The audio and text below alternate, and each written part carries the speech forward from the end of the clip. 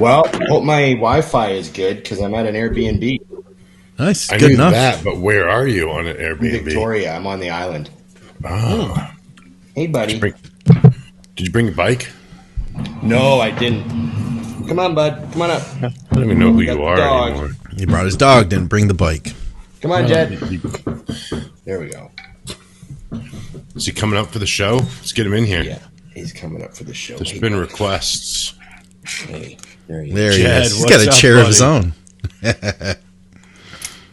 Hey. He's his own man. He's his own man. You don't need to share chairs. Ron's in his Airbnb right now. Exactly. Yeah. Hey, look at this guy. Look at this guy. How's he like the island? He loves it. He loves it. He thinks this holiday is all for him. This Well, is it just probably his is. Mom and dad giving him a tour of the island. It's the least Hey. you guys could do with all he does for you. I know. He's very aggressive liquor and requires hugs and constant attention. There's a absolutely funny nothing guy. wrong with that. Okay.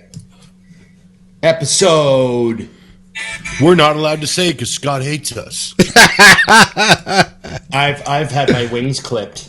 Yeah, I'm not exactly. supposed to say Ron- certain things Ron anymore. texts the word me has all come the down. time. Ron, Oh. don't you dare. From the higher ups. I don't think that people know why.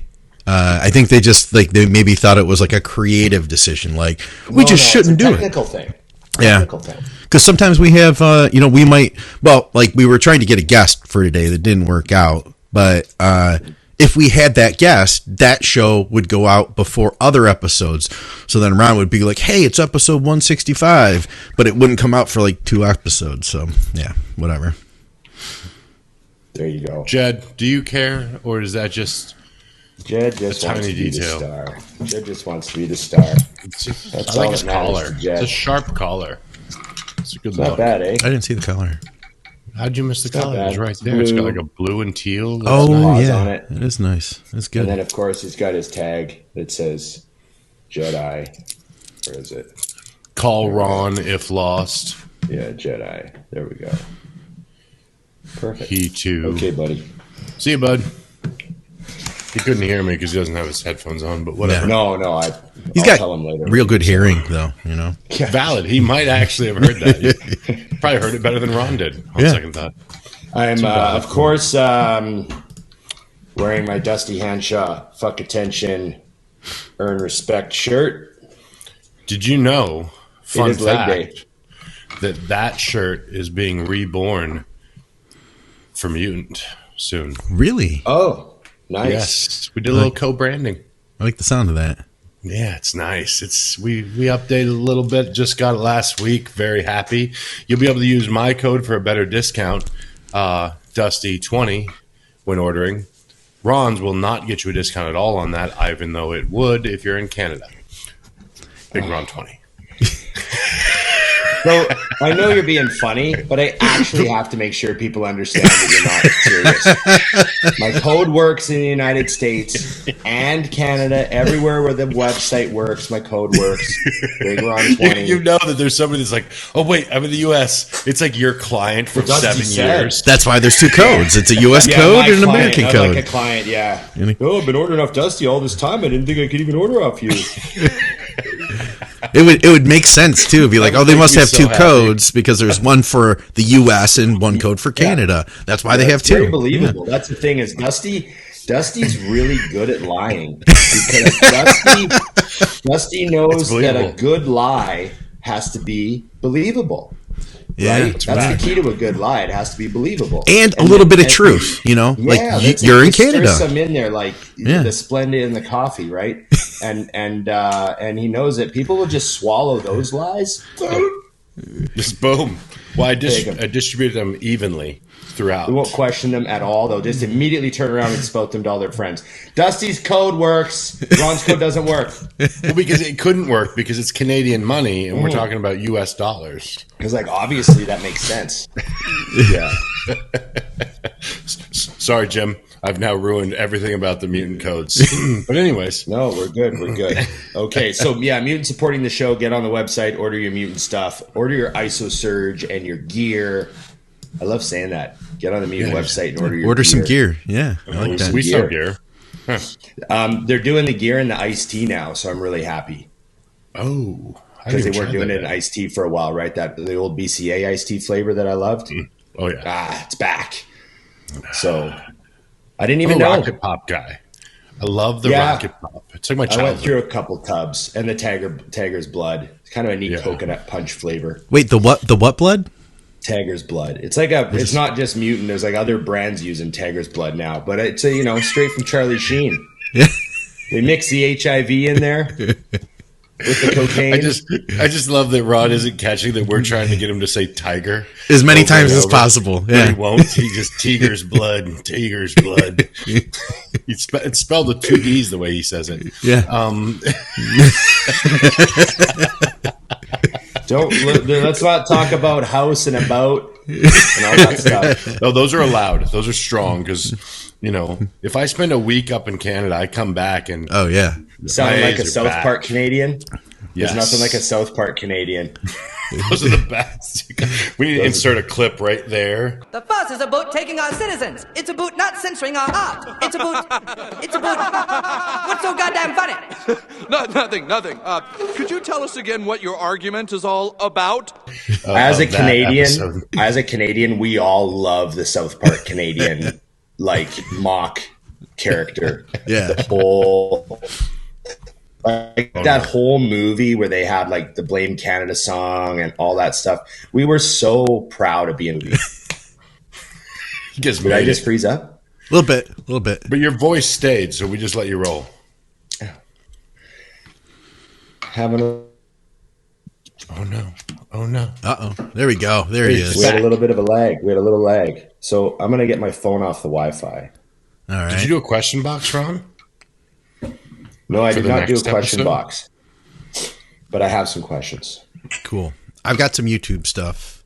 And I had to mention something too. I don't know what happened, but last week I was on a rampage with the podcasts, including the YouTube short that we put out for the sodium loading, the trend of sodium clip. I put out 7 videos, 6 podcasts. No, was it? Yeah, 7 altogether in 6 days. I don't know what happened, but iTunes didn't pick all of them up. So there were a lot of the second episode I put out for us, a lot of people didn't hear it. I see the numbers on it and it's very, very low. I don't know what the deal is. I looked at the statistics and the statistics went through the roof. I think there was some sort of glitch in some system somewhere. Somebody hacked us. I don't know. Whatever it was, though, one of our episodes didn't get a lot of listens on iTunes. Still got plenty of feedback on Spotify, SoundCloud, YouTube. Of course, YouTube's a whole separate thing. But for our friends that are listening on iTunes, understand that there are episodes you may not have heard or seen. So go to YouTube or something and check those out. Or you can always just go to one of the other platforms. But iTunes isn't being our friend right now for some reason. Is that the first time that's happened? Yeah, I've never seen that before. Well, it's 2022 now, so it's time to grow up and get off of iTunes and get on fucking Spotify. So, hello. Not really that complicated. We have only a small portion of our people are on Spotify. It's growing, but it's not a lot. It's not a lot comparatively. What's the most popular audio platform? Probably iTunes. Right. Still. Yeah. Yeah. Huh. I use Apple. I use Apple Music all the time. Yeah. Well, that's what I mean. Yeah, Apple. Whatever. They don't even call it iTunes anymore. They call it podcast app or whatever. Podcast app. Yeah. Okay. Okay. So we got to share, subscribe, comment, ring the bell, and go back and make sure you didn't miss any episodes. There you go. Yeah. That's a good one. I got to sneeze. Whoa. He committed to the sneeze. Yeah. Oh, yeah. He doesn't fuck around. None of those squeaky sneezes from Ron. No, you don't get those ones out of me. I always laugh at those people. They'll go and that's not satisfying at all. You're like, what was that? And they're like, oh, there's a sneeze. And you're like, actually a sneeze? Yeah. Like I have to bend over at the waist, or else I'll like hurt my back. I've done that. There's a lot of motion in Ron's sneeze. You actually watch it take place. If I'm standing up straight and I sneeze real hard, I'm like scared I'm going to hurt my back. So whenever I feel a sneeze coming on, I always like bend over at the waist. I don't know, something about like just tightening everything up. What was the experience of the first time Emily saw that? You guys like walking down the street, and then all of a sudden you just leaned forward. Was she like, "What the fuck?" Or did she understand? Does she do that also? Emily's big in the same way. Like she burps loud, she farts loud, she appreciates a good sneeze. Yeah, she's not like a dainty. Like she's eye contact with her right now. If you're listening to this, yeah, she doesn't go like "hapoo." She doesn't sneeze like that. She sneezes like, yeah. You guys, I don't know if you can hear her on this mic, but she's talking. But yeah, like, you know, she appreciates that I have a man sneeze that requires safety precautions, because I like to think the muscles on my body are so powerful that when they involuntarily contract, I can injure myself. I'm a risk to my own structure. That's a lot of compounded trend over the years. So, hey, it's the repercussions of all my previous decisions. Yeah. Story of life. That makes sense to me, Scott. I'll go with it. Perfect. You know? Okay. What else is going on? We got to give people the update. Well, you got to start because you're on holiday. What's happening? Why are you on the island? So I came over to Vancouver Island to visit my dad. Okay. My dad's moved into a retirement condo. He's got himself a condo here in like a seniors village, you know? Mm-hmm. And he's in like the independent building. It's like this giant, really nice giant facility, right? And he's in like the independent wing with like his own condo, and he's like, you know, just got him out of that big house. You know, he was in the big house all by himself, right? So yeah, and he was living, you know, 2 hours away from my brother and sister. So like, you know, he wasn't getting a lot of visits, you know, but now he's down here in Victoria. They live, you know, 20 minutes away tops, so they can drop by weekly, multiple times. They've been visiting him a lot. You know, it's easier for me to just come and see everyone now. I see my whole family in the same city. Right. So I can just come over on the ferry, you know, kind of complicated, but to go see my dad, I had to take one ferry, and then to go see my brother and sister, I had to take another ferry, and they're, you know, the cities were 2 hours apart. So it wasn't easy to visit my family, you know, but now they're all in the same city. So here I am, boom. And we're just doing the Airbnb thing because we got the dog, right? So, you know, I looked for hotel rooms that let dogs, but there's not really a lot of those around, and they're all booked up. So we did the Airbnb. We got like this cool little bungalow. It's really bohemian. We had this thing last night. We were trying to describe it, and we decided it's bohemian. And it's random, you know, like there's art from like 10 different countries, and like, you know, deer antlers on the wall, and like, you know, just kind of interesting stuff. It's a cool place. You'd like it, Dusty, because it makes money. And that's what matters. I'm glad we're in it. We're all together. Yeah. It's a good Airbnb. Like, you know, when you stay in an Airbnb and they've got a lot of nice touches, like, yeah, you know, there's a stack of blankets there for us with a note. It's like, these are for your dog. Put them on the furniture, you know, and then, you know, just that sort of thing. Like, yeah, notes. I love the hand notes. That's my hand notes. The hand notes. You know, there's like hand notes everywhere. Yeah. And it's like and I'm like all like thinking, oh, this is like, I would come back and stay at this one. You know, it's nice and clean, and you know, I'm looking to get into this business eventually. I love that. That's my favorite thing about traveling, is checking out a badass Airbnb is like part of my trip everywhere I go. That is cool. Yeah.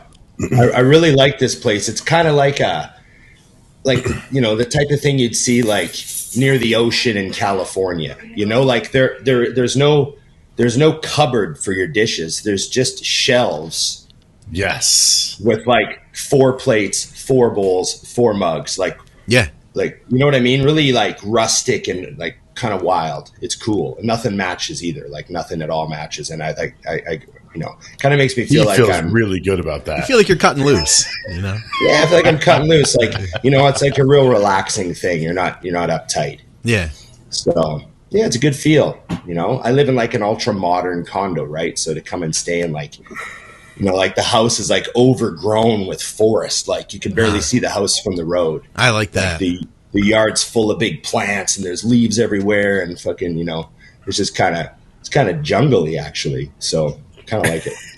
Jungly, bohemian, nothing matches, antlers on the surf wall. Cottage.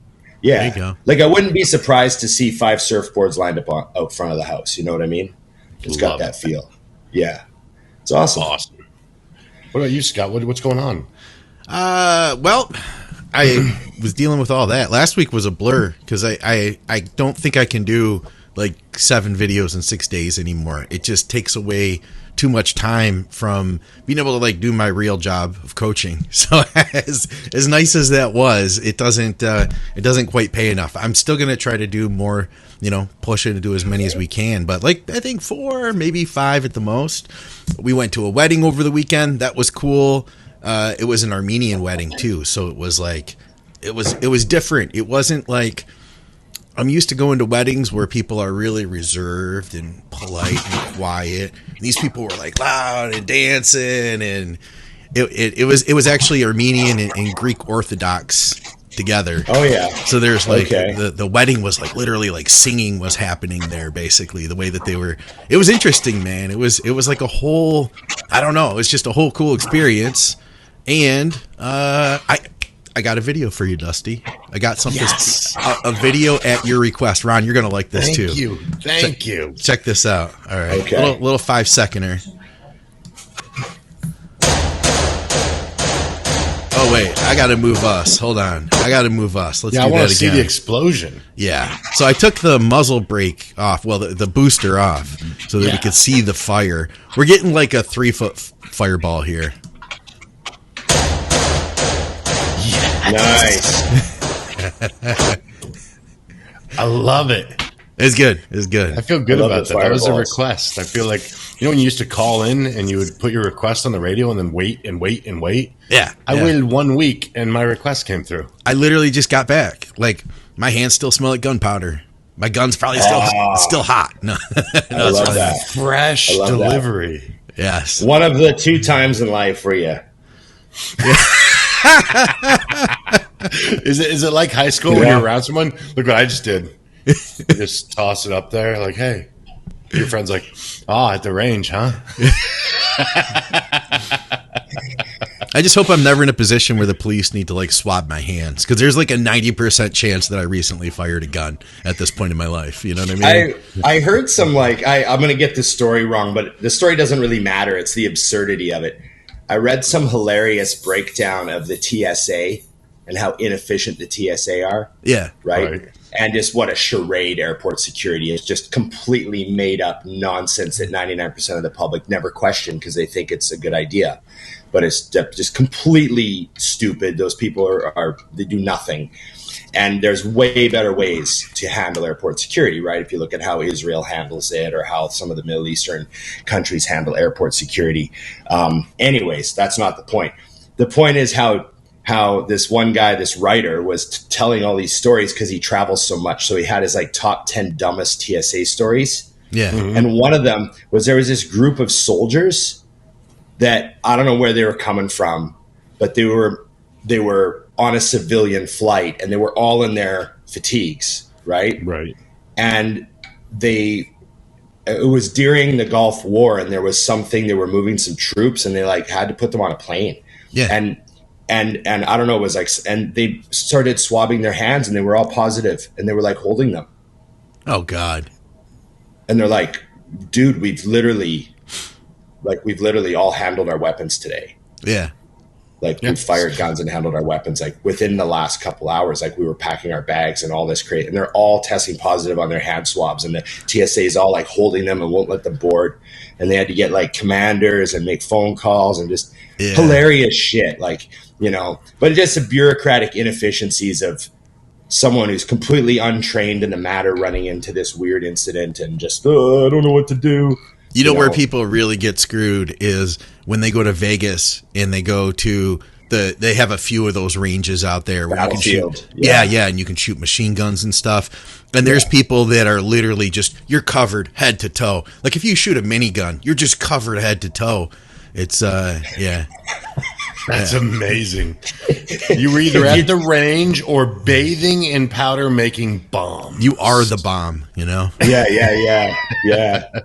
The brim of your hat tests positive. Everything tests positive. Yeah. My aunt worked for a company, an airline, and they did a test. They gave her a fake bomb that she put in her luggage, and they're like, "Yeah, just try to get on try to go through security with this." Went through, no problem. She had like a fake bomb in her bag, you know? They're like, "Oh yeah, have a nice day."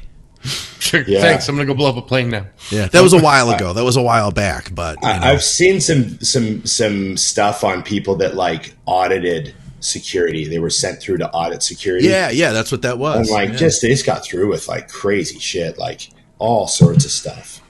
You know, but yet they notice my meal. They have to look at my meal. Pull out my shaker. They go, "What's this?" And I go, "Protein powder," and they smell it. It smells like chocolate. I'm like, yeah, I don't it's know a flavor. Yeah, it's a flavor. Do you tell them your code, or are you in the United States and you tell them mine? Anyways, so you'll love this, Rod. On this note, I'm going to a show with a friend of mine, and she had a Tupperware with 2 tablespoons of peanut butter in it. We go through, and the guy's like, "Oh, can't have that. It's liquid." And I was like, "Liquid? Drink it." He goes, "Well, you can't drink it." I go, "Well, then it's not liquid." And he's like, "Well, it is liquid." And she goes, "Well, either way, I have to have it." She's like, "I have a medical condition." And he goes, "What?" And she goes, "Yeah, I'll go hypoglycemic." And I looked at her, and he goes, "Oh, sorry," and then handed it to her. And we took it through, and I was like, "That's a good that move." Work? She goes, "I just assumed he wouldn't know what that word meant." I was like, "Well played." Wow. I just took a gamble. Yeah, just took a shot real quick. I'm arguing on whether it's liquid or not. I'm way off track. Yeah. She's like, bring a medical emergency into play. So, it is technically a liquid if you look at the scientific definition of a liquid, which is a liquid can take the shape of its container. Oh, okay. A liquid takes the shape of its container. That's the definition. Huh. So if something doesn't take the shape of its container, then, I think that's it. Someone can correct me. You know me. I just make this stuff up. And I just hope no one checks. That sounded good. I like I'm just like her. Fact. So is a gel a liquid then? Interesting. Well, Jell-O isn't, because it's already, you could take a piece of Jell-O. Jell-O is a liquid when you dump it in a container, but then when you take it out, it's solid. So that's a state change. Oh boy, right? Here we go. Jell-O shooters. There you go. When's the last time you did a Jell-O shooter? When was the last time you guys did a Jell-O shot? Probably my first wedding. I've had a few. I've never had a Jell-O shot. Never did one. Never once. Never had it. No, I just went straight to like not a few of the shots, a few of the weddings. I just went straight to like the bottle.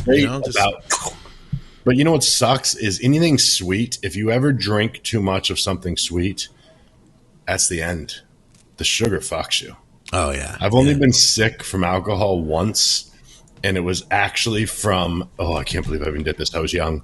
Sour apple puckers. Which is like a sour apple Jolly Rancher, basically, in a drink form. Oh, the pain. Not good. I can drink tequila like I'm trying to kill myself and wake up the next day, I'm fine. Not that. So, fun fact. But Jell-O shooters are great. I mean, now that you can't have one, you can just take a regular Jell-O and do it just with Jell-O. So you'll understand. Bam. Amazing. It's like an oyster, more or less. We're back in oyster season, so that's why I bring that up. Absolutely disgusting. I think I had 12 last time. You put all this weird shit in your mouth lately, Dusty. That's the story of my life.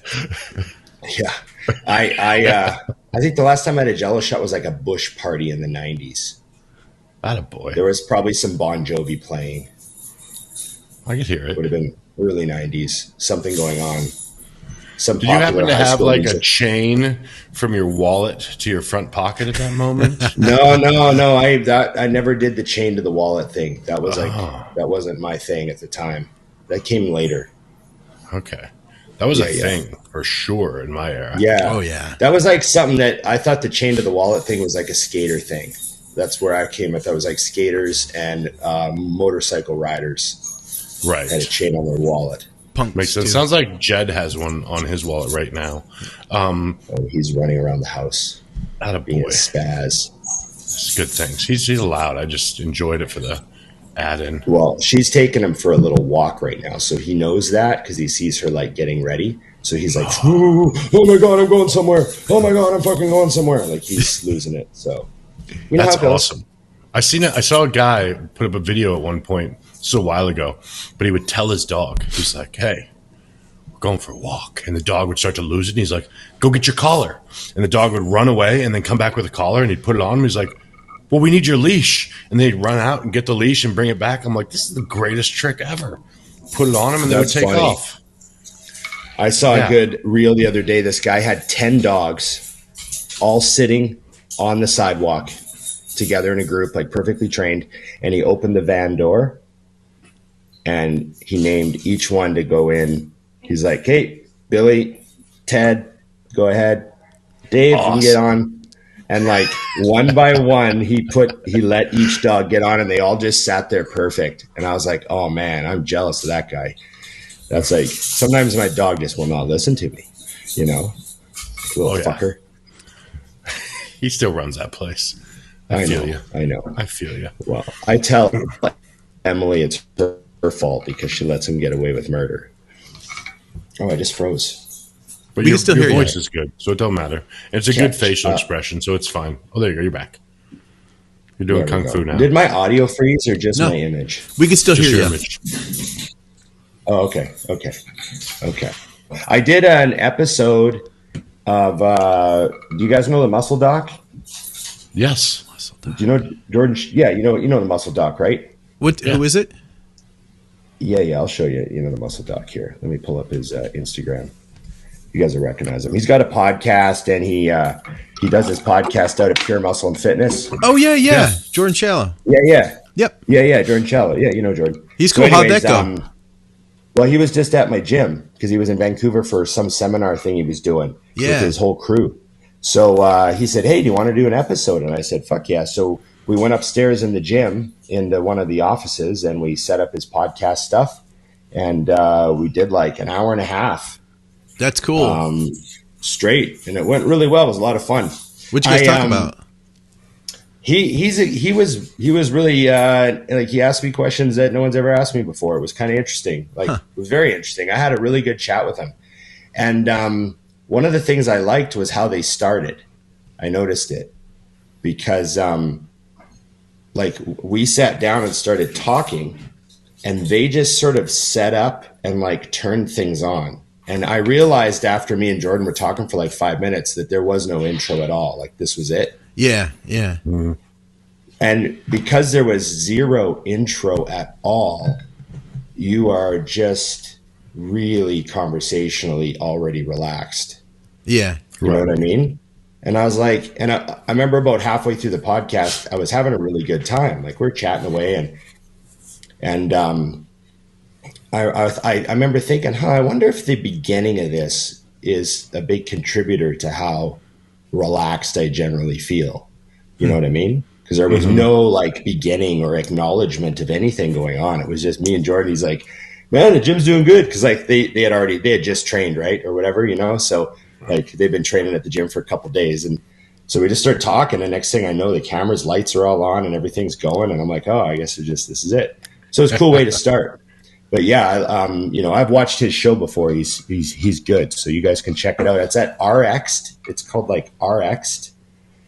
I just gotta, not like they got lots of their own followers, but if you want to send it to me after, I'll drop it in the description. That way people can click on it's it. this one here, RX Radio. Okay. So RX Radio. So check them out. So they've got lots of episodes. And they've Cool. had a lot of guests. So yeah, anyways, I just wanted to shout those guys out. Thanks for having me on. And it's Jordan and Jordan, him and his business partner, Jordan. Nice. So, really good guys. That's easier for me because I only have to remember and or forget one name. Just Right, good. yeah. And then this is the other guy that hosts, Red, White, and Jordan. Really good dude. So, yeah, they're great together. So I appreciate everything those guys did having me on. So, and the whole crew. He had a big crew of guys with him too. So, are we doing YouTube questions or what? I have a guys want question to? first. Okay. What brought on the no more flip-flops or bare feet or Crocs at your gym? What? The Crocs part I added myself. That's the other. So, it just comes down to numbers and complaints and people not having any sense as to what they're doing. Like, if everyone would just deadlift in their socks, we wouldn't have said a fucking word. But what happens is the deadlifting in their socks, and then they walk all the way across the gym to spot their buddy in their socks. And now you got some guy standing in the dumbbell area with socks on, spotting his buddy who's using 150-pound dumbbells. Ooh. Right. And then you got people complaining because they see a sweaty sock print all over the floor following this person around. They're like, that's fucking gross. Yeah. And then you get 5 guys doing it. And now 5 guys are walking all over the leg area, going like they're not just taking their shoes off for their set. That's the trend. Take your shoes off, do your set of hacks, whatever. But now their shoes are off. So now they go over and spot their buddy on the leg press, and then they go over and superset with this. And now they're just walking around their socks. And then the kicker was I come in one day and 2 guys are training arms in their socks. Like full on bicep workout in the dumbbell area. What? And I'm like, just no shoes on. I'm like, what the fuck is going on? And then the best, I saw a guy come out of the bathroom in his socks. And Oh. That was the end. I've seen guys get out of the shower and walk over to the urinal and pee. Yeah, And barefoot. they're in their barefoot. I Barefoot. about puke when I've seen that I've happen. seen that before too. Yeah. And we have been getting, because the gym's busier than ever. So the gym's busier than ever, and the trend of training in your socks is bigger than ever. Huh.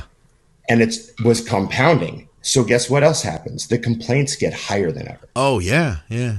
So now you got people coming up to the front desk to like, what's going on? There's like 5 guys training legs in their socks, walking all over the fucking place. It's disgusting. There's Yeah. like wet sock prints wherever they walk. Yeah. And then that dude comes out of the bathroom in his socks. And it's like, okay, we're fucking done. Now, mind you, I don't mind people walking around in their bare feet in the bathroom, but I just couldn't personally Well, ever they're do that. showering and shit. Like I would take But, like, shower still- sandals, but whatever. Yeah, Yeah. But like still walking It's a up to the tile floor urinal, that but like, bleach. It's- but there's no way I would do it though.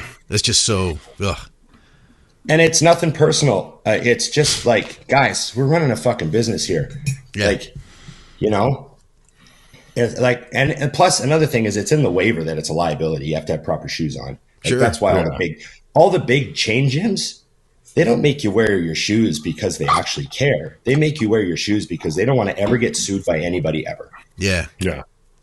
And, people just have to understand that they, oh, well, what about JP? JP owns his fucking gym and it's like, 3,000 square feet? Yeah. And he doesn't care if anyone's ever in there ever, Yeah. Yeah. Totally different thing. We don't And then worry about also, you wearing too, your like- shoes in your house. If you look at like that Chris Duffin, is it Chris Duffin? That's real Partlow. smart mad scientist guy. Yeah. I wanted to get him on the show at one time. I ended up doing an interview with him myself instead. He's awesome. So he's like the barefoot deadlift guy. Like he's Yeah. and he designed a barefoot shoe Yep. because he knows that like gyms aren't just gonna let everyone just walk around in their fucking bare feet, Right. And then also too, I have to remind everybody, like, I don't give a fuck if you want to train your socks. Like, there's barefoot shoes out there. Like, I went through that phase. The barefoot phase is nothing new. It started, remember 07, Ben Pekulski wearing Vibrams? Yep. Those are pretty And, cool. and everyone was like, what's going on? Like, I kind of credit, like, I don't know who came before Ben, but Ben was the guy that I remember who was like, barefoot natural movement of all the blah, blah, blah, blah, blah. He was like the guy that brought that into bodybuilding. Arnold. And everybody got a set of Vibrams, and everyone was training in Vibrams because none of us, it didn't even dawn on any of us to walk around in our socks. Yeah, that's gross. Like you're at the gym, right? You want some kind of shoe. Yeah. So we were all wearing barefoot shoes. So we went through it before. If you want to train barefoot, get barefoot shoes. You know? I'm so But glad. yeah, it's just, you know how it is, Dusty. It's like, hey, man, I don't mind if you guys do this or that. And the other owners don't mind if you guys do this or that. But then guess what happens? Then all the kids start doing it. Now we got 20 people in there. You know, and well, that's why gyms. I had to help a gym with this before, where they were fine with gym bags, but then the problem was guys started bringing in duffel bags, then hockey bags, then goalie bags. I mean, the bags got like, I'm like, you have a dead body that you're dragging, and they're all over the place. There's 82 members in the gym, and so I actually convinced that gym. I was like, listen, I think what you should do is make your own drawstring bags. And that's the only bag you can use. It's got your logo on it, and you charge $20 for them. So you can't carry any bag you want. That eliminates that option, but you can carry this one. And by the way, it's $20. You profit if you. I mean, and I was like, and I would do it because I fucking hate not having my bag. So I'm good with that because it was. I mean, I literally watched it, and you see people coming in. It's the same way I feel when I'm on the airplane and someone's coming on like, oh, this is a check-in. I'm like, that's a body bag. How are you going to bring that on as your check-in? Yeah. It's like they're like, I don't need to check this. It's just a carry-on. I'm like, that's 8 feet long. Yeah. It's the same in the gym. So that's why I asked, because I knew something. It had to have been a progressive thing. It is. It's not the one person. You know, I just had this yesterday. We're watching a girl squat. And she's on the platform, which ours is like a new, slippery wooden platform. She takes her shoes off, but leaves her socks on. I'm like, whoa. That doesn't sound good. I was like, let's maybe barefoot this or leave your fucking shoes on. Just a thought. So I let her go on her own risk because I didn't feel like getting into it, but she survived. Oh, look, Ron looks so angry right now. Oh, he's moving again. Yay.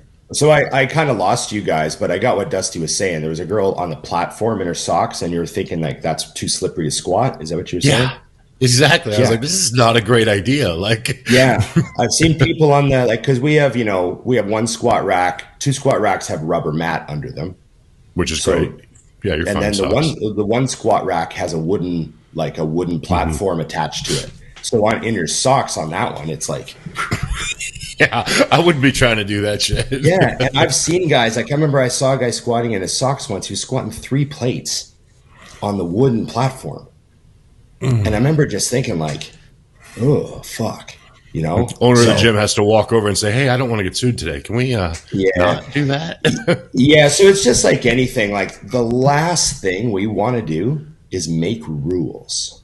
Like, we shouldn't need to make rules because everyone should just use your head, you know. But when things get out of hand and there's trends, especially trends, like you know, when things get trendy on Instagram, watch out, you know. So I had to deal with a couple guys last week about their tripods, you know, like there's people in there that have one of those. We have members that have one of those little tripods, you know. Yeah. And they'll set it up to squat or deadlift or something, and we get 0 complaints, right? Because they know where to put it. They put it somewhere where it's out of the way, right? And they set it up, and it's on the short tripod or whatever. They wrap it around a post, and they have it shooting. But then you get people that come in with like a 4-foot tripod with a ring light. Oh God, with a ring light? You're kidding me? With a ring light. I stopped going to commercial gyms, but I've heard that more and more people have got their tripods now. So no. This can't be on the floor. Like with the ring light. This is what do you think? Like 20 people going to bring one now? And then what? The ring light's the best, especially in your gym, because actually the natural lighting in Ron's gym is so favorable. Yeah. That anybody who would fuck with that's a moron. So it just like. Have you seen that, Dusty? Have you seen people bring ring lights to the gym? I haven't seen the ring light, but at Muscle Factory, it's become an Instagram gym. Okay. So I'm not exaggerating when I say 50% of the people in there have their camera and a tripod, and I'm talking like an actual camera. Like, yeah, these people are everywhere they're you just turn. not thinking. Like you're trying to run a safe gym, where like, you know, it's. I think just, the big thing that you have to factor in, and I do this too, is me wanting to film my set is no one else's problem. Right. Yeah. So I had to adjust my thoughts on that too. It's like people are going to walk in front of it. Yep. Because it's a fucking walkway. It's not a video way. So try your best to put it somewhere where it won't be walked in front of if it bothers you. And that's about all you can do. You know, I mean, I don't actually use mine very much at all because I prefer Nikki films it and she's always in the gym. So it's a quick, you know, my sets are 26 seconds. It's no big deal. Just come over here and film this real quick. Yeah. Yeah. It's the, you know, you don't want to make a rule. You don't want to have to make a rule. No tripods. But you know, the rule should be, you guys can do whatever you want, but we don't want to fucking hear about it.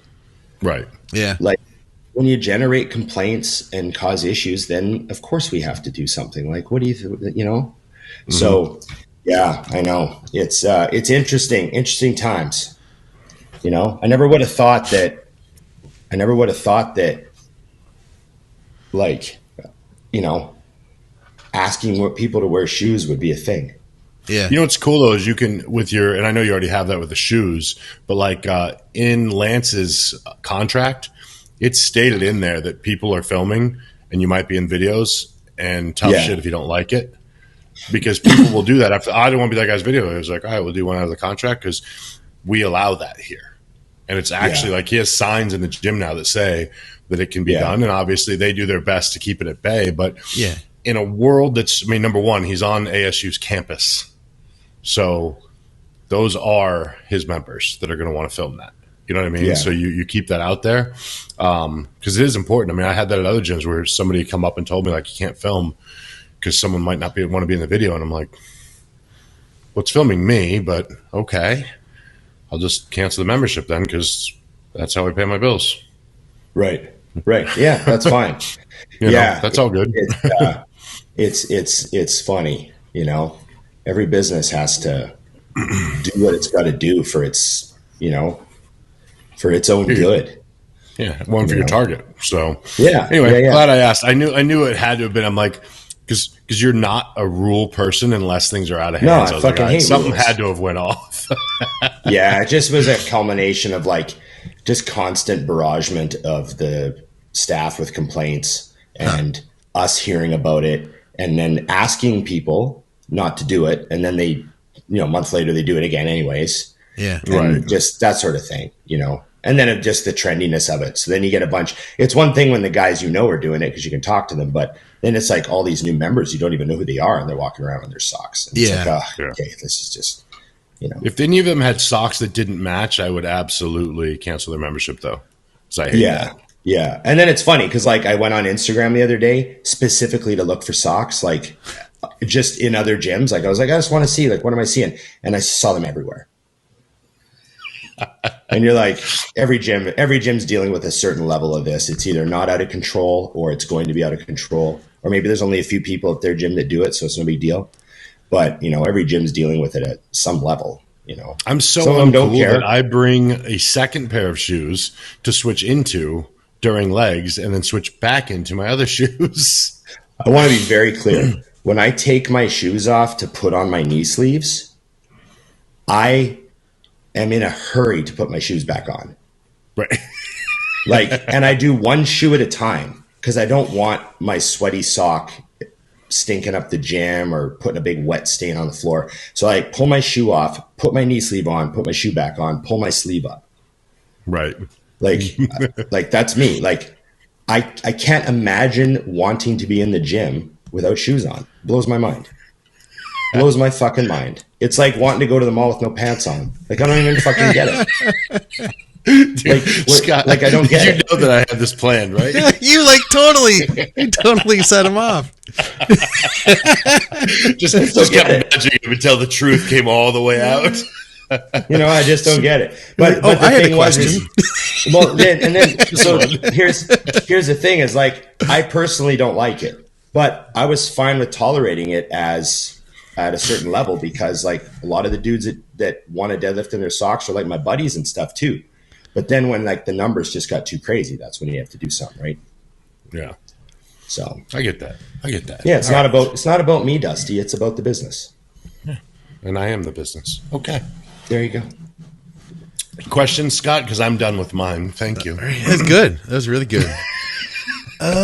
Yeah. Where was Robert Taylor? Ruined Ron's one. entire vacation. If they cut that whole chunk out, by the way, I'll just seem like an asshole. We're gonna make that part of real. That's what No, I don't want that to be a real. 17-minute I reel. want to be reminded. I don't want to be reminded for another week about the whole thing. All right. Oh God. So, Okay, Robert now Taylor. I'm under the obligation now to try to make a better moment than that, so that it will be the real. There we go. Good luck with that, because I got true anger out of that one. Go ahead. He is a longtime watcher of the podcasts, older guy. So I believe he's over 50. And here is his question / comment. He says, I'm still going balls to the wall for an upcoming show. First one ever. What do you do when life keeps taking a dump on your path? 6 weeks out, which is the closest I have ever been, but life issues are starting to raise its head again. How do you deal with the frustrations if you have to pull out again? There's so many questions I have. There's so many possible answers depending on the variables. So it's going to be a really tough one. Yeah. There's like the hard love way, like maybe the issues are all because you aren't good at prep, right? Mm-hmm. Like you get too grumpy, too irritable, and then everything seems like an issue. That's one possibility. Wait 1 sec, Ron. There we go. Good. Now number 2. You got number 1 through. Oh, you got that, eh? Yep. Yeah. Yeah, we got number 1. Miss. Give me 1 sec. Tell Emily to get off the Wi-Fi. He's doing it right now. Perfect. That's what it was, isn't it? Because she came in. I heard the dog. Yep. I think it should be off. Yeah, she came in and then it got slow, so that's the Wi-Fi. Okay. Yeah. I'm also just Yeah. Stealing all the energy again, Emily, huh? She's stealing all the see. energy. That's what she's doing. Stealing the Wi-Fi's attention. Okay. Wow, that made a difference, eh? So the Wi-Fi is like that level of quality where it's like one device. Yes. Yeah. Okay. So where was I? You did the all first the one, problems but it could be be his fault. Yeah. So it sounds like every time he gets close to a show, the issues appear. And that sounds like, I could be wrong, but it sounds like, maybe he gets unable to deal with the other things because he's so engulfed in the prep, right? Or just coincidentally, all this stuff starts happening to him when he's close to a show. So it's one of the two. Valid. Right. Probably the first. Well, we know which one is more likely, right? So maybe he needs to ask himself, is he overstressing himself? Like some people just can't handle prep. They're just in their head so badly. Like, oh my God, I look like shit. Oh my God, I only got 6 weeks. Oh my God. Like they're really, really like that. And it makes it really hard to get the other stuff done. Maybe it's just a mental approach thing. I mean, I don't know. What do you guys think? I mean, I agree with 100% with what you said. But I'm going to assume the fact that it's just the universe landing this way for a second. Yeah. Okay. Let's do that. So let's say that that's taking place. The thing that I have found in success and in life is that right before you reach a goal, I find that you're tested the most. It's kind of like, in my opinion, the universe's way of making sure you really want what you say you want. Because if it's pushing back and then the thought process is to quit, then maybe you don't want it bad enough. Because I have found in almost everything I've done that's been monumental to me, there was typically something that would take place. And how you deal with it determines the success or failure of that moment in life. And I would hate to see someone never reach something because you've said again here because things are in the way. There will, if you're thinking that you're ever going to get ready for a show without some shit hitting the fan, you're out of your mind. I think the difference is when you're living normal life and you're eating and there's nothing else taking your time or energy, you just handle shit hitting the fan and keep moving. Whereas right now, the initial thought is, oh, fuck, I don't have time for this. I got to do this. And I got to do this. And I'm already stressed. I'm already tired. And I got to handle this. It's like, no, just look at it, handle it, move forward. You know, I think that any high level bodybuilder can share a story or 10 of a shit show that took place during prep. Absolutely. So. Yeah. Yeah, I guess that's great advice. Yeah. Calm down. What do you think, Scott? I was going to add that you never know, like just kind of what you're saying too, Dusty, like you never know what it's going to be, but every prep, there's going to be something that you didn't expect that's going to be really difficult to overcome. You know, I mean, I've had a couple preps that didn't have that. And when it happened, it was amazing. But I pretty much expect that, like, you plan for any disaster to possibly happen, but there's going to be that one thing. And you don't know what it is, but you expect it to happen. And being able to overcome that is part of being able to be a competitive bodybuilder. That said, I think that if he's repeated this, he was like, am I going to have to pull out again? I can tell you that before I had ever competed, I tried to compete and I didn't have the insight and I didn't have anybody helping me on my side. And I didn't even have the know-how of getting into incredible shape. I just, wanted to do this and it did not end up working out. And a lot of it was like my own life. I had to figure out a lot of things. In fact, I had to get in recovery and like get my life straightened out. And when I was able to do all that, then when I tried it, I was actually really successful at it. But I would almost wonder if it's been a repeated thing, then what about your approach isn't working? Just because you really knuckle down this time, if you have an approach that's going to, like, I would say my suggestion would be, okay, let's say it doesn't work this time because I don't know and I can't help him on that. But I will say that if you can't do it this time, next time, just focus on getting in shape first. Don't even worry about a show. In fact, if you can't make it for this one, hopefully you've kept the gear low. You haven't been like burning the candle at both ends and taking everything you possibly can. Like, just get into shape. I think that one of the things I've tried to do with clients who have never been in shape before is let's just get you in shape first. And when we're like 8 weeks out, when we can see, okay, we're getting close, then we pick a show. It's a lot more stress to have that date ahead of you looming and then be like, let's hope I can get in shape by then, So it's not like, you have an Olympia contract or something and, or you got to be at the Arnold Classic. Like, just keep dieting, keep dieting, get in shape. If you are on a bunch of gear, you can come off of that. I'm sure that he's on TRT at least. Go back to TRT, keep grinding, keep dieting, and eventually you'll be able to get in shape. That'd be my thought. Yeah. Good advice. Yeah, it could be the approach. It's like, it's the old thing, like, you bang your head against the wall endlessly, but don't search around at all. And there's a door like 10 feet down. Yeah. Right. And you could say like, man, every time I try this, I try so hard and it just doesn't work. And I just can't sustain this and it just falls apart. But maybe that's why too, just the approach. There's no shortage of effort. I say that a lot. I see these people in the gym that are training really hard, but they don't seem to make any gains. Yeah. And sometimes that's just a misdirection of energy, Right. All right, I got a fun one here. Questions, 2 questions. We'll just start with the first one, see if we can get through that, because there's a lot of questions. What's the most awkward, hilarious, or weird date that you've been on? Oh, Dusty, you got a good one for this?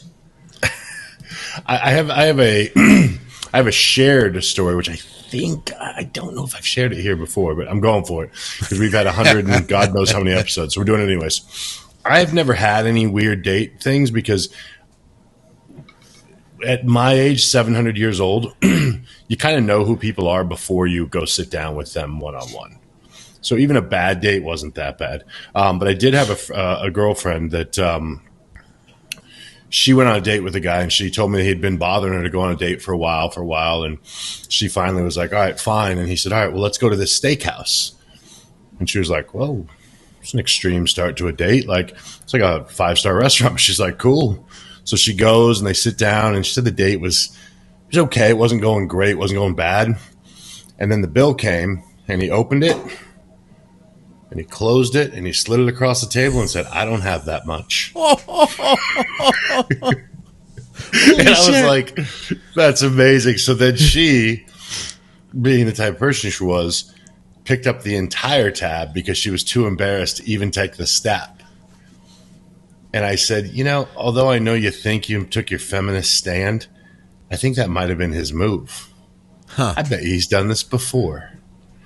Because you don't pick a place like that where it's $70 and $80 steaks if you don't have $500 in your bank account. So yeah, I thought that was I was so happy. She told the story and I was like laughing in her face. I'm like, this is the great. I want to meet this guy. He should probably come over to my house and hang out. It's fantastic. I had like, when she explained, I just had the visual of him opening it and closing it and just softly sliding across. Like, I love the arrogance of just, you got this, sweetheart. So yeah, it's crazy. That's that. Yeah, I don't have any of my personal ones. How about you guys? No, I've told the one story before. I went on a date with a girl and she got like hammered. Oh yeah, I remember that. Yes. Like hammered. And I was just like, oh, that was an interesting date number one. Yeah. What's behind door number 2? We'll never know. Well, she was like, well, why don't you meet me for a drink? And I'm like, I don't really drink, right? Mm-hmm. But, I was a young bodybuilder and, I thought, well, I'm not a drinker, but I'll go have like a beer and like, hang out with this hot chick and just see what happens. Yeah. You guys are all frozen. Are we doing? I can hear you though. Yep. We're good. I'll just give it a minute to catch up. We hear you. Okay. So even though I'm not like a drinker and I don't typically go out for a drink with anyone, I just went out for a drink with this chick and, I ordered a drink and it was like going well. Like she was like, we're laughing and she's having a good time, but she's pounding double gins. And like, she goes like 4 or 5 double gins deep. And like, we didn't eat. Like, I think we might've had an appy or something, but like, it wasn't we weren't like eating a big meal. And I don't remember eating much anyways, but she's fucking hammered. And so I just remember thinking like, oh, well, probably not like my type of chick.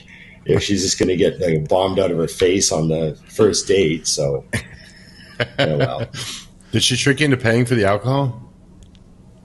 And I'm not sure. Probably. You got the same move that she got. Interesting. Well played, people. But she was just thirsty, and you were the payment method. She became a lawyer. That makes sense. Yeah, it does. Those law students are just boozers. They're just like, and then later on in life, I met like way more law students, and I was like, oh, they're all double gin, right? Yeah, I got you. yeah, double. Yeah, I had a couple of them. I'm going to tell one that one of them would be like a little bit more recent. So I'm going to tell one that was from a long time ago. I met, in both cases, they were somebody that I met online. And this one girl, she was just like, it was just like randomly, I don't even know how we connected, but we both were into photography and we kind of had like a similar aesthetic to our work. And it was kind of like dark and weird. I should have known, that there was something up, but she moved to Ann Arbor. Like demons tied up with her, demons in bondage with like, flashes of blood and shit. She moved to Ann Arbor. She was like from Iowa or something. And she moved to Ann Arbor in their graduates program there. And so we ended up deciding to meet up. So I went out with her and we met in downtown Ann Arbor. And we went, I think we went and got some coffee. Yeah, we went to a coffee shop and we talked and stuff, walked around a little bit. And then she was working on this project that involved audio. And then she needed to do like these little interview things. And so she offered, she was going to interview me for this thing. And the equipment was back at her place. So we got in her car because it wasn't far. And what was it? I can't remember what happened, but she wanted to run in the restroom or something.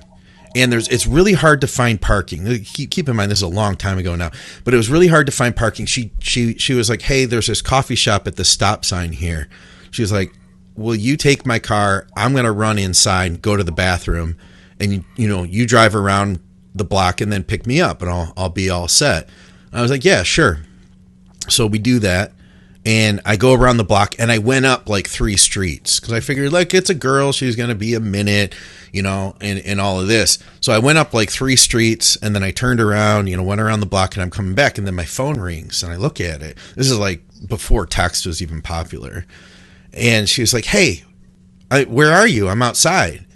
And I was like, "Oh, well, I decided to take your car." I was like, I was like, "You finally fell for my ploy," or something like that. I was like, I said something like, "I had orchestrated this whole thing so that I could get away with your 91 Honda Civic that's like all rusted out." And I was like, and it worked. And I was like, "No, I'm just around the corner." I said, "I'll be there in a sec." And I didn't even get to the part where like I'm just around the corner. As I was saying that, she just started flipping out. She's like, "What are you talking about? What have you done with my car?" And she was just like literally melted down. And I was like, whoa, there's a lot of drama for someone that I have literally just met in person for the first time. And I literally like pull around the corner, and she was like livid. And I put the car in park, and I got out of it, and I just kept walking. I didn't say a word. Oh man, Wow, I lost my headphones. That's here. a smart play right there, though.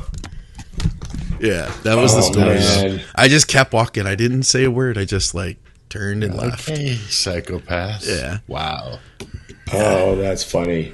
Do you ever hear Jim Jeffries stuff, early stand-up? He's got a great story about getting a ride from a girl at an acting class, and it horrible. He's such an asshole.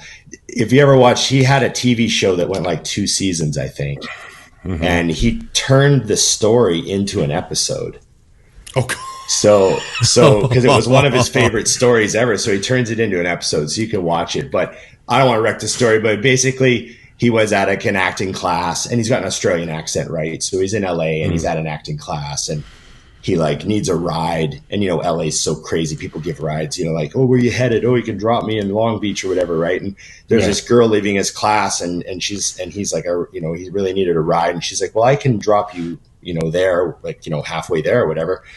And then, so they get into the car, and she's like, "I need your driver's license. I need to call my mom and give her your information, because it's like a security thing, So she like calls him like, "Hey mom, here's his name," and like all that stuff. And then she gives it back to him. She starts driving, and he goes, "Wow, you just made this rape really awkward."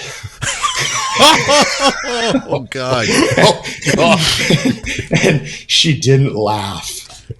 She didn't think it was funny.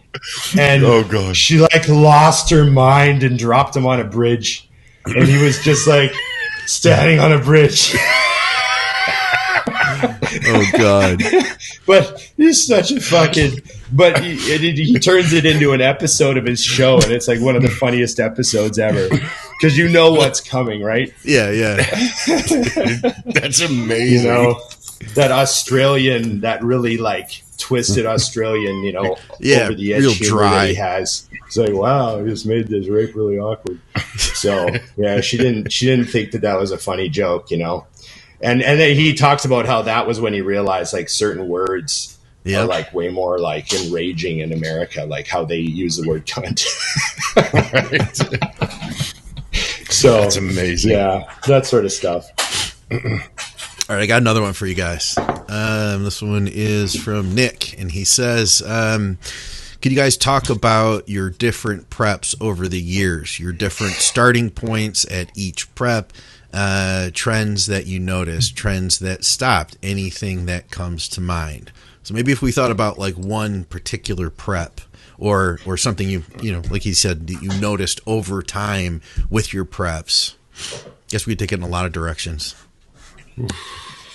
I think one trend that is I can easily take it out. I did 24 shows, maybe even more than that. And if I look back through all of them, the ones where I was mentally just in a great spot and fresh and energized and you know what I mean? The ones where I was really like excited for, those were always the ones that were the kind of the resulted in the best look at the end. Huh. You know, and also too, I feel like I had a lot of success when I was lean and clean starting my prep. You know, I felt like that yielded a better look. Yeah. Overall, you know, there's the odd exception, like some preps where I dropped a lot of weight and got real fat and still came in ripped. But for the most part, yeah, just the less extreme sort of like, you know, I don't know, but mental approach, huge. You know, I had some tough years where I was like going through a lot and I was like broke. Like I had, you know, those early preps when I was in my 20s where I was just working in the bar and like, you know, like there's a lot going on. But the ones where I had it really together, usually the best ones. But that's pretty much, I mean, for me, life and preps were always pretty similar. I've always kind of lived Groundhog Day to the best of my ability. It's just how I prefer to live, which made bodybuilding very easy.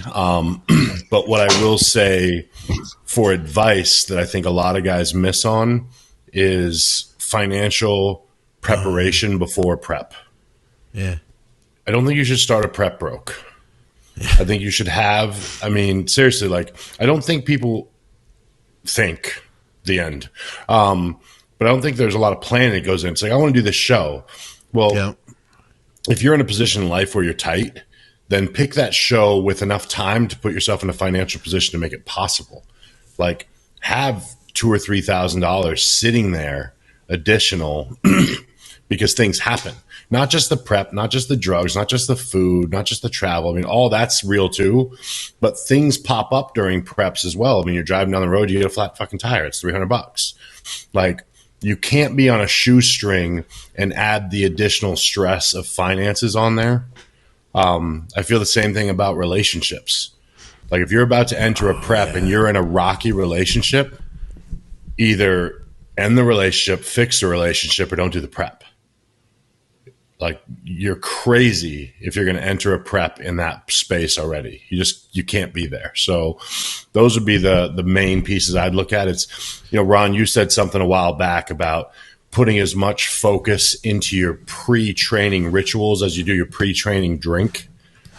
I think the same can be said about being in preparation for a show, you know, financially, mentally, emotionally, and also physically, as far as, like you said, about being clean. Like, I love guys that run a 20-week cycle and then take 4 weeks off, and they're like, all right, I got to start prep. I'm 16 weeks out. I got to go on. I'm like, you should have planned for that. That cycle should have been cut off at 12 weeks. Yeah. You should have been clean as hell that whole time, but you didn't. So there's a lot of preparation that goes into before the prep begins that I think most people miss. So if you want an easier prep, think about those things.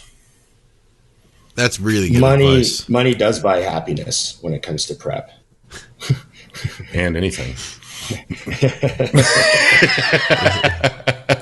Prep very, is, very true. It's so much more expensive than you think it is, because I just remembered, like, $30 for this. Okay, $30 for this. Okay, $30 for this. And when you're not making a lot of money, that all adds up. And then we need another. How much does the tan cost? Back then it was, well, you get a bottle of it for $30. But oh shit, I probably actually need 2 bottles, so there's another $30. And it's like, how much are your trunks? At the time they were $30. But like, man, that keeps going and going and going. It's true. I remember in 2011, Chris had me eating a pound of cooked salmon every night. Yeah. Well, so that was like 20 or so ounces raw to cook into a pound that I would eat every single day. And I don't like farmed anything, so it was fresh salmon. I don't even know what it cost. Yeah. But it was a lot. And that was daily for, I want to say, 6 weeks. So, that's what I mean about the preparation for those things. I remember when I used to think that it was the drugs that were expensive. And then you get into bodybuilding and you're like, oh, drugs are cheap. Food is expensive. Yeah. Got it. I remember that year I made the jump from the cheap tuna to the white albacore tuna. Ballin'. Oh yeah, ballin'. Yeah. And then I stepped up from like the cheap like generic bags of frozen broccoli to the florets, the little gourmet bags of the broccoli florets. It's like, ooh. He went up, he went to the checkout and she's like, Ron has made it. Yeah. You're going through the checkout and you're looking at the other bodybuilders and they're buying the cheap tuna and you look down at your white albacore and you're like, oh yeah. Yeah. I'm that guy. I'm that guy. I noticed that after the first contest, it was never as hard for me to get into lean shape again. Like after that first time, because it was really a struggle for me to get shredded. And then after that, I got leaner than I had before, and like the detail looked better. That would be a trend, I would say, is that I was able to continuously get like nastier looking every time that I competed. I have a feeling, because it's been a few years now, that it would probably not be the same, but I was competing like every 18 months. So I never got that far out. You know what I mean? I was never that far away, but I think I did notice that was one thing. I also noticed more progressive joint issues through bodybuilding every year. You want to talk about a trend? My elbows hurt more. My knees hurt more. Yeah. That's valid.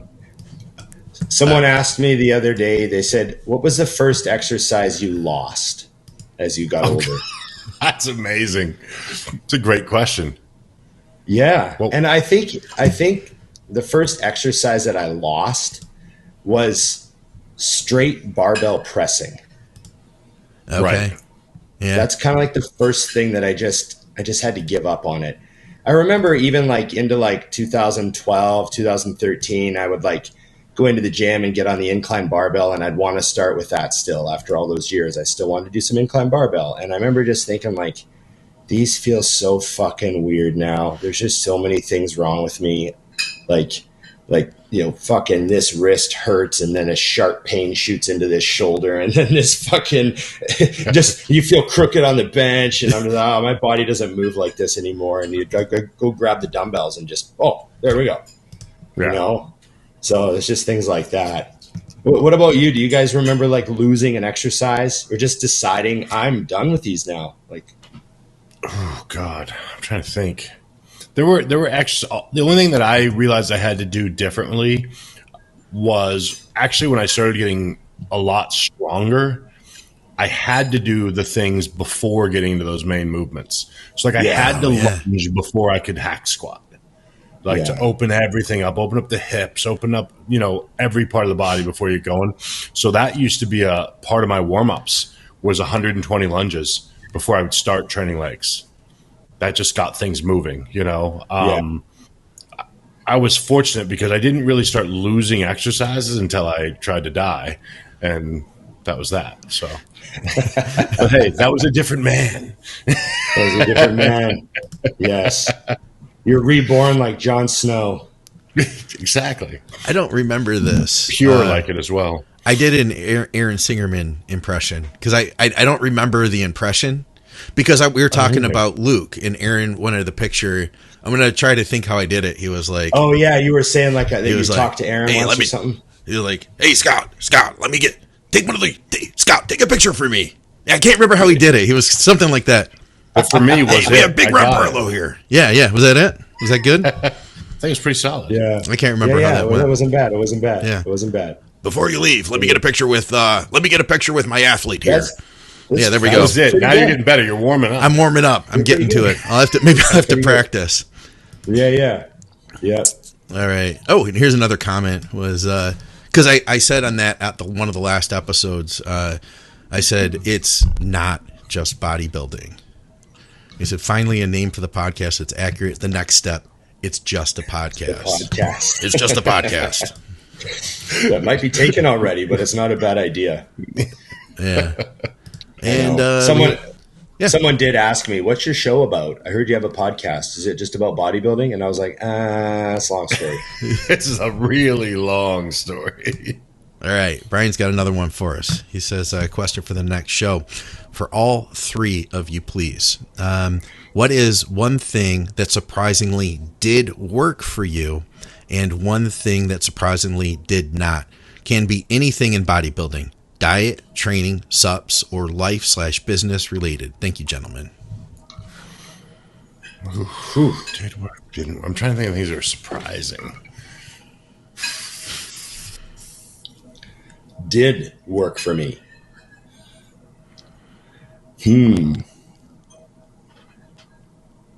Just wondering. Okay, I know one that I thought was surprising was the very first real bodybuilding prep I did was with JJ Marsh. And he made me, funny I just said this, but he made me lunge laps around the gym, 3 laps. I have no idea how far that was, but it was a lot of steps every single day. And then as the show got closer, I think this might have been an old school thing. Maybe it was just a him thing. But I would do 3 rounds of lunges. Then I would superset stiff leg deads, sets of 20, sumo deads, sets of 20 with the same weight, and adductors, sets of 20, like all in a row. And then start over all in a row and then do it again. So 3 sets of all those. And that was every single day. And obviously, what weight were you using? Just like a plate aside? Like, was it like just like 135? work I think I might have done like I might have went up to 185 by the end because you just get conditioned to do it. But really exaggerating. Like when I do the sumo dead, it was more about driving the hips forward and firing the glutes. Same thing. The stiff leg, it was firing the glutes forward, the lunges, and it doesn't even really make sense to me, but I remember realizing when I came down, like the amount of detail that I had in my lower body was absurd.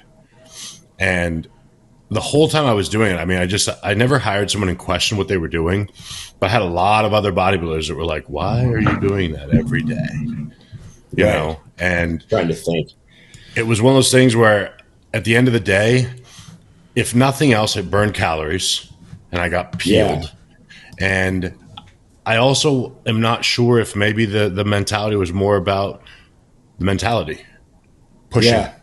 Just doing shit that was hard, Old school boxing coaches make you do stuff just because it's mentally hard, right? That's what the road work at 5 a.m. is.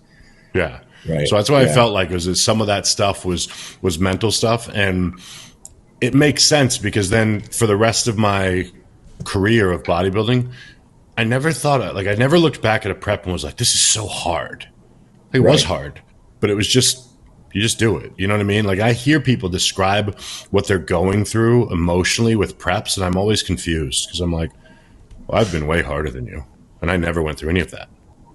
Yeah. Because I think that was, again, possibly part of was preparation. And then I guess the other part is just the fact that I never lost track of the fact that it was a privilege to do this. So, so I guess that was surprising, and of course it's something that I have used a couple of times on some clients that needed to burn more calories. Right. So that's something I've done, but not often. And I never did it again. And I have been in better shape after that than I was with it. So who knows? Okay. I need to piss. I'll be 1 minute. That does work. I'm trying to think, Scott, something that didn't work. You're like, everything always worked for me. I'm Dusty Hanshaw. Well, you know what's funny about though? Like for real is I feel like when you're bodybuilding correctly, everything does work. Because if you do something and it doesn't give you the result you're expecting, you have data and you just move on. You stop. Yeah. Yeah, you lean into the move things. Right on. Yeah, you don't so there's no time for that didn't work. You just, if anything, that tells you what might work. Yeah. and we all know that there's preps. One thing that I think people get away that they screw up on is they like to keep the data from a previous prep for a future prep. They're like, oh, well, this worked last time. And I'm like, that don't mean shit no more. It's good to have it in the back of your head, but yeah, you can't rely on, well, we're gonna do this. And I think early on, I remember learning how to grow muscle, but I didn't see a lot of information on how to cut. And I think, I found the basics. I understood like what carb cycling was and stuff like that, but I didn't understand how to apply that and how to continue getting lean. And I think it's because it is going to be it's going to be something that you have to continue. It's going to continue evolving. I don't know. It's going to be different for everybody. You can't just say like, all right, start out with 200 grams of protein, and 300 carbs and add from, take away from there. Yeah, exactly. What did I miss? That everything works for me. Well, one of my favorite lines, old friend of mine, Dan, used to say this. He would say, everything works and nothing works. True. And I was like, that's like the deep philosopher bodybuilder line, right? Everything works and nothing works. And I remember just thinking like, yeah, you're right. Sometimes what you have to do is the thing you're not doing. And that's the reason it works, is because you're not doing it.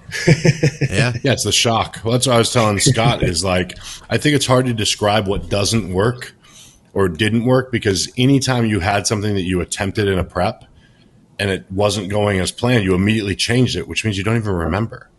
You didn't do it long enough to say, oh, fuck, that didn't work. I have an example of something that didn't work and did work. For me, high intensity training. I tried it.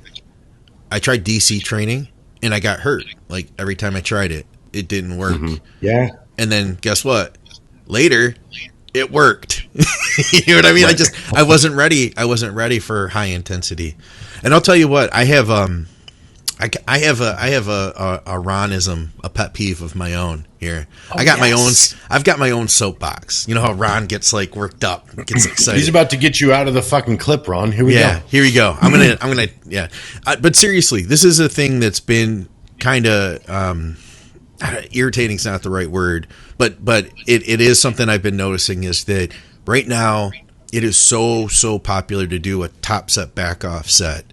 And I see so many people that are not at a point where they can harness the intensity to get everything they need out of one set. There are so many people I see that should be doing 4 sets per exercise and probably be doing like 16, 20 sets, 16, 20 working sets, but they're doing like 3 or 4.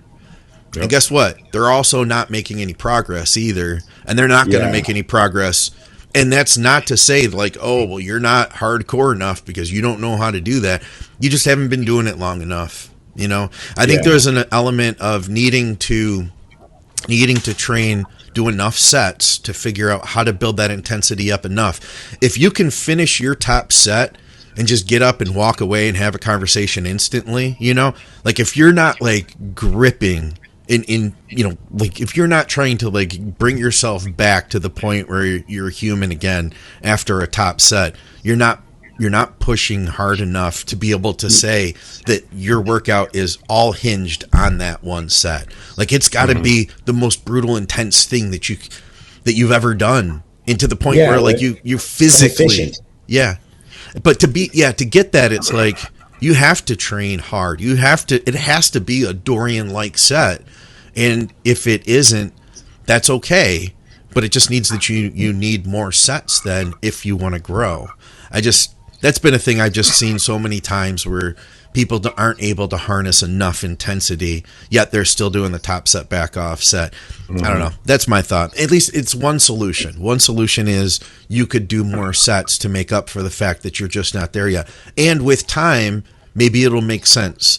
I don't know about for you guys, but for me, I was doing multiple sets, and then it got to a point where I was like, you know what? I really got everything I need out of 3 sets. I don't need to do 4. And then eventually I was like, you know what? I really got everything I needed out of 2 sets. I don't need to do 3. It didn't just like, it wasn't just, for me at least, that's the way it worked, Yeah. I don't know. I have the same in reverse because I have a torn labrum right now, and because I'm retired, I've just decided I'm not going to fix it.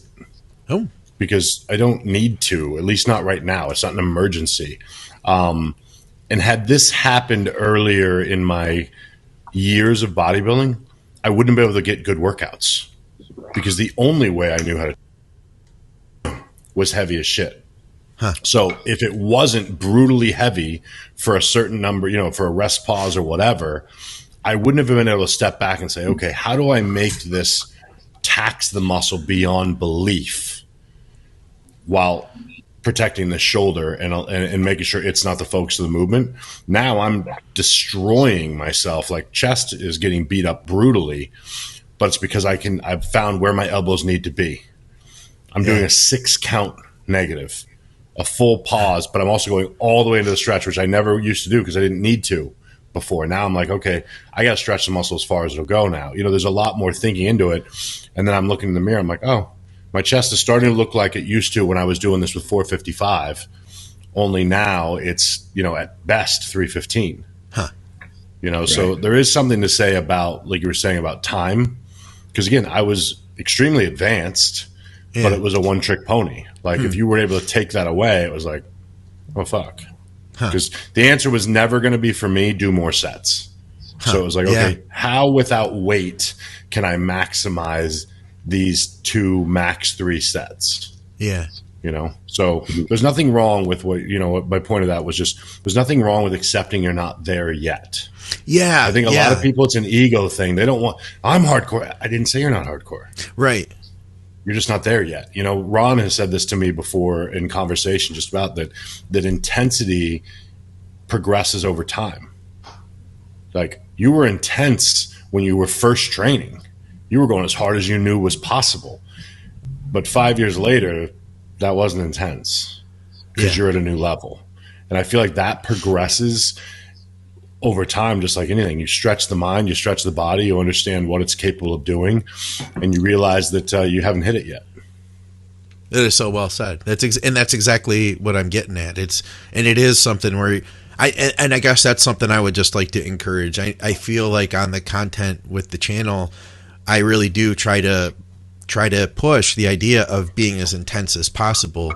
But I also want to say, the other side too, that there are places to add more volume if you need it. If you're in, I mean, even Nate Spear, he's done a really good job this past year growing his legs. And I had asked him a while back, like, well, what did you do different, in your off season? And he had said that he added more volume. He was like, as tense as I think I am, he was like, I know I'm not Dorian, and he's like, I knew if I did like maybe a little bit more volume that maybe I could make up for that, so. Good. That was my soapbox. It was good. Did I do? There was not enough anger though. I did not do the still number one. Okay, I was tried. No, you were. It was warm and fuzzy. Ron hates people that don't wear shoes. He hates them. No, I don't. Come on. Now that California isn't a thing, do you guys think Texas will have the next Venice Beach or bodybuilding culture horde? No. No one will. We have the internet. I mean, I'm serious. Yeah, like that was what it used to be. Is again. you had to go there because that's how you went to be seen. Mr. Olympia can make or not even Mr. Olympia, Mr. I'm the best social media guy on the planet can do it from his garage. Yeah. Wherever that garage is, and we'll never know where the garage is. So it really doesn't matter. I mean, I understand the idea, but I think it's past because there's just not a need to do that. And I think more and more guys are learning that, and I've definitely learned, is you don't need all the shit you think you need. Like, I would love to go train at Destination or some of these places and enjoy all the different equipment. But at the end of the day, I need like a Dorian gym. I need the 13 pieces that I choose and a barbell and some dumbbells and weight. And I'm good to go. So I just don't see people moving their life to do it because you used to have to move. Like if you wanted to make a break in bodybuilding, you had to move.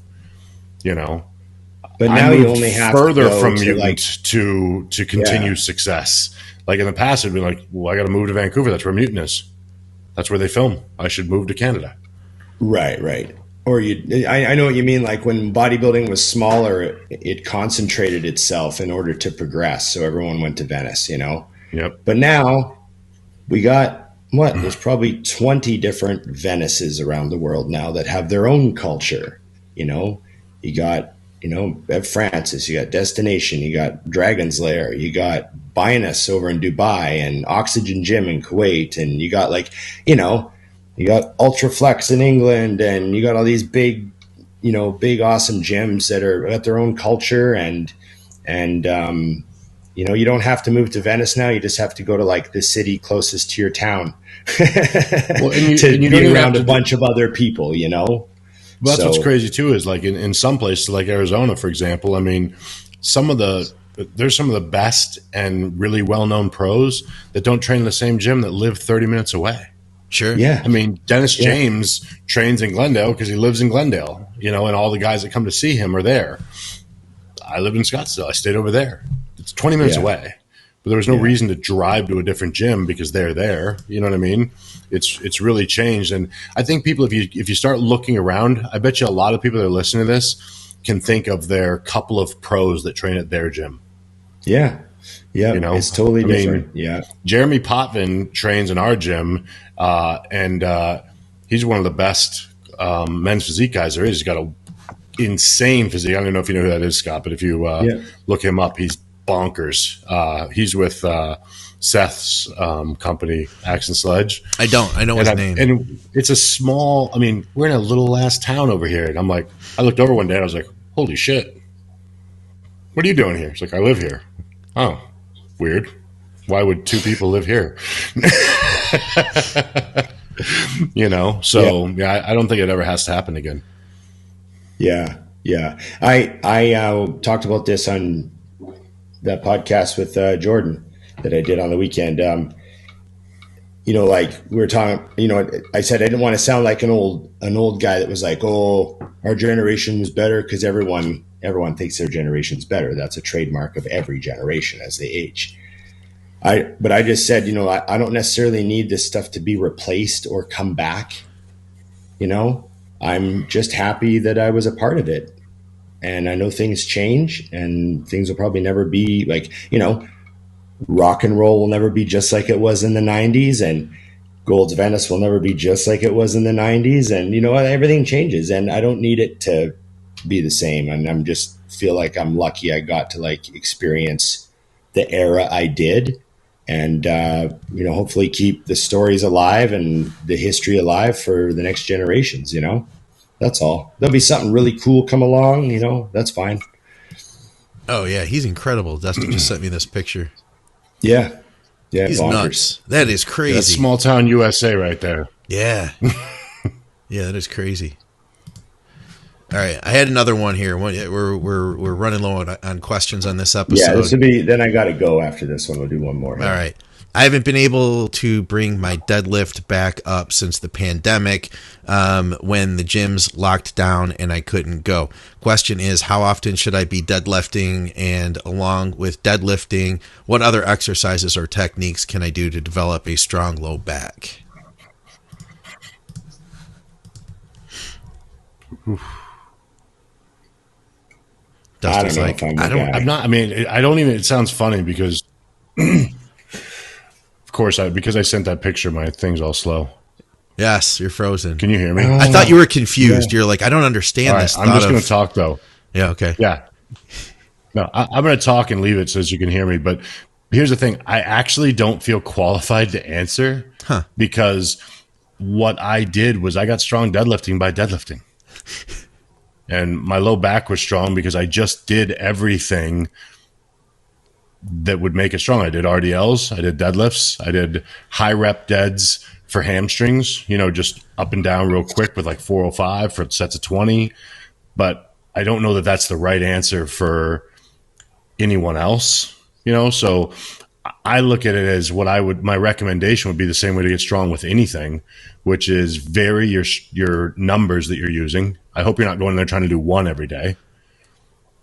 Go in there 1 week and do sets of, 6 to 8 and a set of 8 to 10. And then the next week a few sets of 5, next week 3 sets of 3, and then back up is the only thing I can think of. Because I really think that when you get into like straight powerlifting questions, I'm like, as much as I'm strong at that, I'm not qualified to give a really good answer. Yeah, I feel the same way when people ask me strength training related stuff. It's not my area of expertise. There's so many power lifters out there that could like give you a 20-minute answer for that question, which is kind of like, I guess if I could leave us with one thing, it would be that I talked to a few people this week about, we see a lot of coaches giving complicated textbook sounding answers to stuff that they really have no business commenting on from an expertise level. Yeah. You'll get a guy who's a coach. Maybe he's won a show, like a local show or a state show or whatever. It doesn't matter. Placed at nationals once or something. It doesn't matter. But he's a good coach. Maybe his clients look good and he's a good coach, or she's a good coach.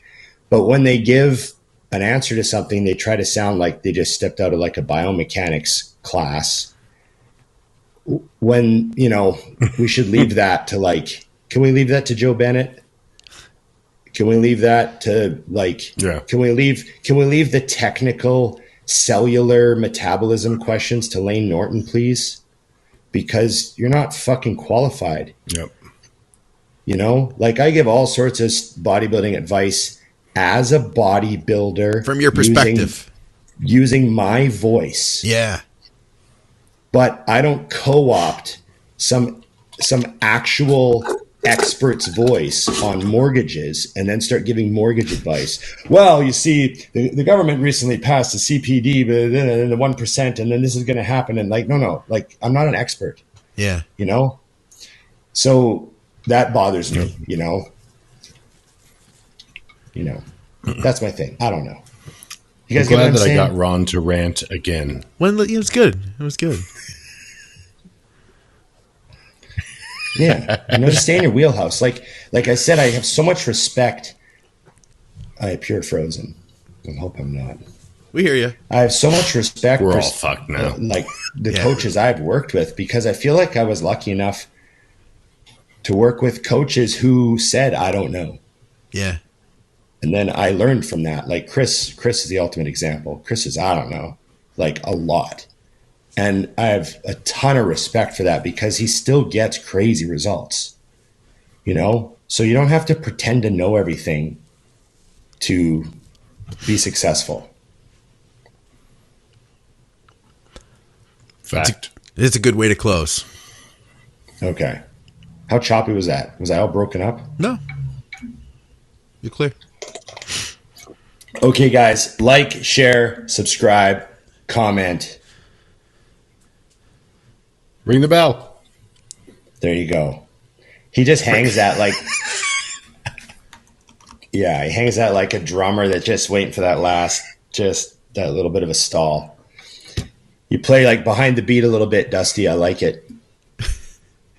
He's lagging too, so that adds. He's lagging too, which adds to it. There you go. Okay. Remember, Dusty20, Big Ron 20 on IamMutant.com. Equal discounts. Both codes work everywhere that the site works. And like, share, subscribe, comment, ring the bell. Okay, we're done.